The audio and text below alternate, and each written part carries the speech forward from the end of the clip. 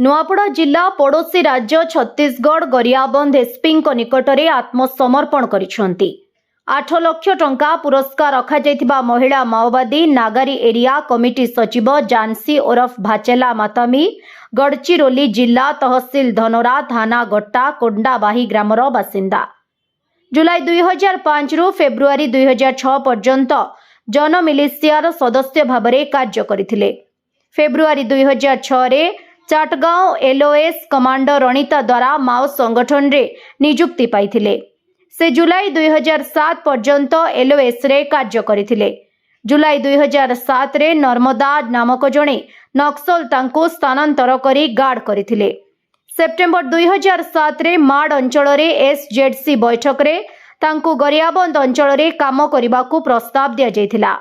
September 2007 रु मार्च 2008 पर्यंत से माड रे प्रेस बैनर पोस्टर पाम्पलेट प्रस्तुत करिबारे तालीम नैथिले। एप्रिल 2008 रे से जिला कांकेर धामतारी देई गरियाबंद रे पहुंचीथिले।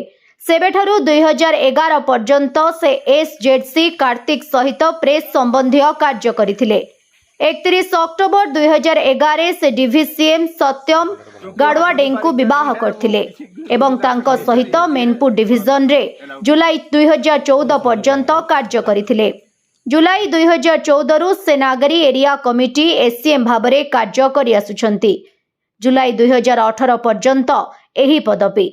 जुलाई 2018 रु जुलाई 2020 पर्यंत नागरी क्षेत्र कमिटी डेप्यूटी कमांडर पदवी रे कार्य करिसंती।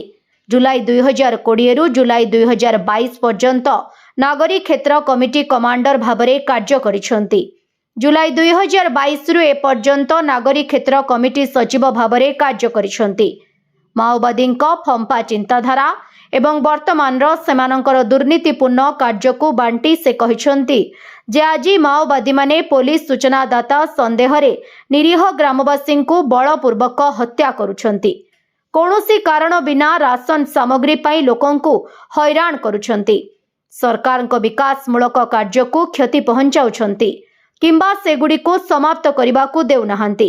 बस्तर छोट युवक एवं महिला को प्रलोभित करुछंती किंबा सेमानंको परिवार को भयभीत करी माओ संगठन रे जोग देउछंती। बड़ माओवादी माने छोट कैडर को शोषण करुछंती। स्थानीय लोकंकु सरकार विरुद्ध रे आंदोलन करने को उस्काउछंती एवं आजी माओ संगठन गुड़िक एहाकु कार्य रे नियोजित ठिकादार एवं पत्र ठिकादार ठारू बेआईन चांदा आदाय पई एक आधार करिसंती। एही समस्त परिस्थिति देखी एवं माओवादी द्वारा स्थानीय लोकंको उपरे अत्याचार शोषण एवं असहायता देखी मोर मन विचलित हो जाए। सरकार को आत्मसमर्पण पुनर्वास नीति अधीन रे आमर अनेक माओ साथी आयातु संजय मल्लेश मुरली टिकेश प्रमिला लक्ष्मी मैना क्रांति राजीव ललिता दिलीप दीपक मंजुला सुनीता कैलाश राणिता सुजिता राजेंद्र आत्मसमर्पण करी एही सुविधा गुड़िकर सुजोग नेउछंती। असुस्थता समय रे स्वास्थ्य सुविधा बासस्थान सुविधा नियुक्ति सुविधा जहा विषय रे आमे खबर कागज एवं स्थानीय ग्रामवासी माध्यम रे सूचना पाउथुलु। आमे जंगल एवं ग्राम गुड़िकरे गरियाबंद पुलिस द्वारा आत्मसमर्पण नीतिर पोस्टर एवं पाम्पलेट मध्य पाउथुलु जहा मते लागुथुला जे मु जंगल रे पशु परी घर घर काहींकी बुलुछि। मु एही बड़ बड़ माओ कैडर मानकर दास। मो स्वामी सत्यम गावाड़े एक एनकाउंटर रे निहत हेबा परे मु मानसिक भावरे भांगी पड़िथिली एवं जंगल रो कष्ट एवं आत्मसमर्पण करिथिबा साथी मानक सुखी जीवन द्वारा प्रभावित होइथिली। मु मो परिवार सहित एक भल जीवन यापन करिबा पई आत्मसमर्पण रो पथ बाछिछि। सुकमा पुलिस मो आत्मसमर्पण रे एक विशेष भूमिका ग्रहण करिछि। गरियाबंद में एक महिला नक्सली जिसका जानसी नाम है 8 लाख इनामी नक्सली है जो नगरी एरिया कमेटी के सचिव के रूप में कार्यरत थी। इसने आज आत्मसमर्पण किया है। ये पिछले 20 साल से नक्सल संगठन में कार्यरत थी। 2005 में भर्ती हुई थी। ये मूलतः गढ़चिरौली जिले की रहने वाली है। 2005 में भर्ती होने के बाद अलग अलग पदों में नक्सल संगठन में मिलिशिया से शुरुआत कर अलग अलग पदों में अलग अलग हथियार के साथ कार्यरत थी। 2006 में गरियाबंद जिला में आई थी। उसके बाद से यहाँ पिछले 20 साल से इसी क्षेत्र में इनका जो धमतरी गरियाबंद नुआपड़ा डिवीजन है उसमें कार्यरत थी और इससे पहले 303 हथियार लेकर चलती थी और उसके बाद एसएलआर हथियार जो अब फिलहाल में एसएलआर हथियार के साथ नगरी एरिया कमेटी के सचिव के रूप में कार्यरत थी, जिस पर कुल 8 लाख का इनाम शासन की जो आत्मसमर्पण और पुनर्वास नीति है उसके अंतर्गत घोषित किया गया। क्या मैसेज बच्चों में जो माओवादी उसको क्या संदेश क्या देंगे?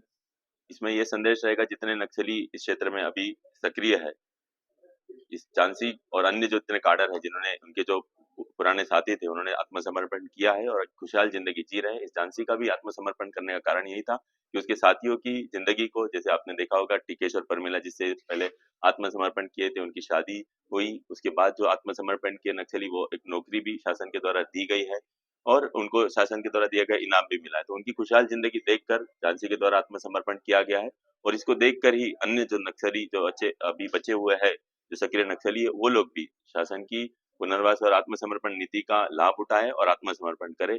आपके द्वारा में जो मोबाइल नंबर है, अलग अलग जो सरेंडर नक्सली उनका भी मोबाइल नंबर है और हमारा भी वैयक्तिक जो नंबर है, जो नक्सली बच्चे हैं वो उस नंबर पर संपर्क कर ले या किसी भी थाना या किसी भी कैंप में जाकर आत्मसमर्पण कर ले। उनकी शासन की सभी योजनाओं का लाभ दिलाने का जिम्मेदारी हमारा है।